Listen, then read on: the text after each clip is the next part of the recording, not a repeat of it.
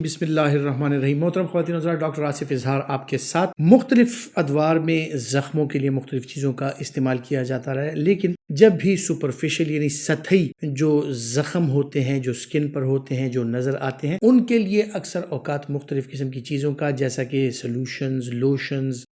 مختلف کریمز یا آئنٹمنٹس یا پھر پاؤڈر کا سہارا لیا جاتا ہے کہ اس میں ہیلنگ ہو جائے، وہ بھر جائیں اور زخم جو ہے اس میں انفیکشن نہ ہو یا پیچیدگی نہ ہو۔ اسی سلسلے میں لمبے عرصے سے پاؤڈر فارم میں ایک چیز استعمال ہوتی ہے جو سیکیٹرین کے نام سے اویلیبل ہے، اور اس کا استعمال تقریباً ہر قسم کے زخموں میں ہوتا چلا آ رہا ہے۔ میں آج آپ کو بتاتا ہوں کہ سیکیٹرین بیسیکلی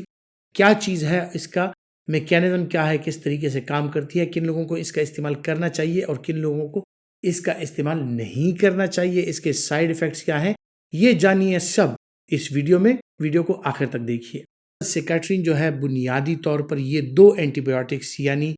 نیومائسین اور اس کے ساتھ جو ہے تو بیسیٹراسین، یہ دو اینٹی بایوٹکس کی کمبینیشن ہے جو دونوں براڈ اسپیکٹرم اینٹی بایوٹک ہے۔ نیومائسین جو ہے وہ امائنو گلائکوسائڈ ہے، اور بیسیٹراسین جو ہے وہ ایک پولی پیپٹائڈ اینٹی بایوٹک ہے، جن کا میکینزم آف ایکشن یہ ہے کہ نیومائسین بیکٹیریا میں جو پروٹین سینتھیسس ہو رہی ہوتی ہے، اس کے اندر جو پروٹینز بن رہے ہوتے ہیں ان کو روکتا ہے، ان کو ختم کرتا ہے، اور اس وجہ سے جو ہے تو بیکٹیریل گروتھ نہیں ہوتی، بیکٹیریا ختم ہو جاتے ہیں۔ اور بیسیٹراسین جو ہے اس میں یہ ہے کہ وہ بیکٹیریل سیل وال یعنی بیکٹیریم یا جرثومے کے ارد گرد جو ایک خلیہ ہوتا ہے، جو ایک یوں سمجھ لیں کہ دیوار ہوتی ہے، جو اس کا حفاظتی تہہ ہوتی ہے، اس کے بنانے میں یہ رکاوٹ پیدا کرتا ہے، سیل وال بنتا نہیں ہے، اور اسی وجہ سے سیل وال ٹوٹ جاتا ہے اور بیکٹیریا یا جرثومے کا جو اس کی زندگی ہے وہ ختم ہو جاتی ہے اور جرثومہ مر جاتا ہے، اور اس وجہ سے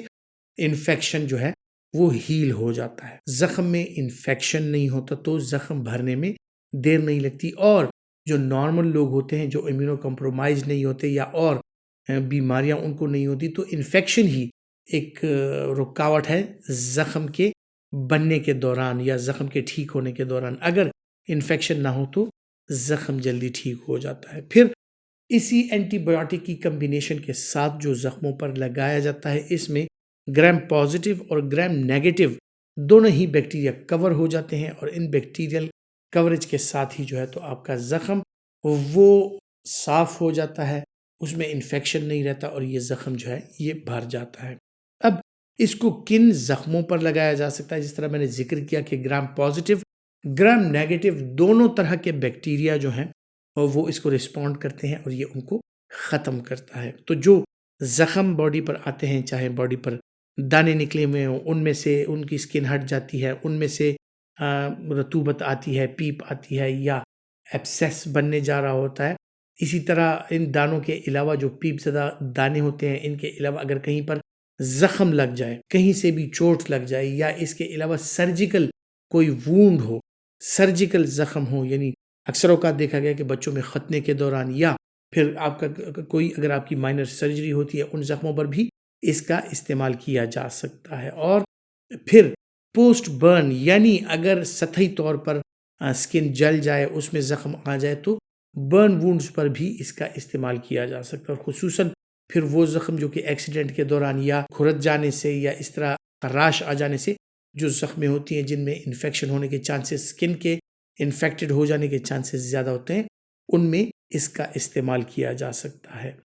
پھر اکثر اوقات لوگوں میں بیڈ سورز یعنی جو دائمی طور پر بیمار ہوں، جو بیڈ پر ہوں، ان کی کمر پر یا پریشر ایریاز پر بیڈ سورز بن جاتے ہیں، یعنی ان کے بستر کے جو نشان بن جاتے ہیں، اس جگہ پر سکن کی بلڈ سپلائی خراب ہو جاتی ہے، سکن میں زخم آ جاتا ہے، خصوصاً کمر میں زخم آ جاتے ہیں، اور اس کی وجہ سے جو ہے تو دائمی طور پر بیمار لوگ بیڈ سورز کا شکار ہو جاتے ہیں، ان میں انفیکشن ہو جاتا ہے، اور یہی انفیکشن جو ہے ان کے لیے پھر سیپٹیسیمیا اور مختلف چیزوں کا باعث بنتا ہے۔ تو اگر بہت زیادہ زخم نہ ہو، اس کے لیے سسٹمک اینٹی بایوٹکس کی ضرورت نہ ہو، تو یہ پاؤڈر بھی استعمال کر کے ان زخموں کا علاج کیا جا سکتا۔ اس کے سائیڈ ایفیکٹ پروفائل کے حوالے سے اگر بات کی جائے تو جو لوکل سائیڈ ایفیکٹس ہیں ان میں ڈرماٹائٹس یعنی سکن الرجی ہو جانا، ریڈنس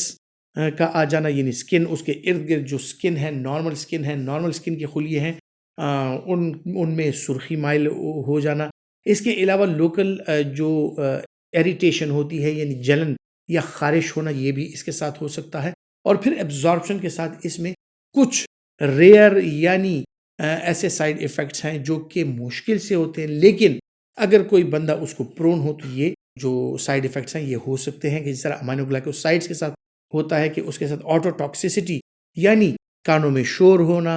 اور اکثر اوقات اس آٹو ٹاکسیسٹی کی وجہ سے کانوں کی جو سماعت ہے اس کا متاثر ہو جانا بھی یہ اس کے سائیڈ ایفیکٹس جو ہیں ان میں آ سکتا ہے. خواتین حضرات، تو امید کرتا ہوں میڈیسن نالج کے حوالے سے جو معلومات میں آپ کے ساتھ شیئر کرتا ہوں آپ کے لیے فائدہ مند ثابت ہوں گی، اور اگر آپ سمجھتے ہیں کہ فائدہ مند ہے تو یہ ویڈیو لائک کیجئے اور زیادہ سے زیادہ شیئر کیجئے. اپنا بہت سا خیال رکھیے گا.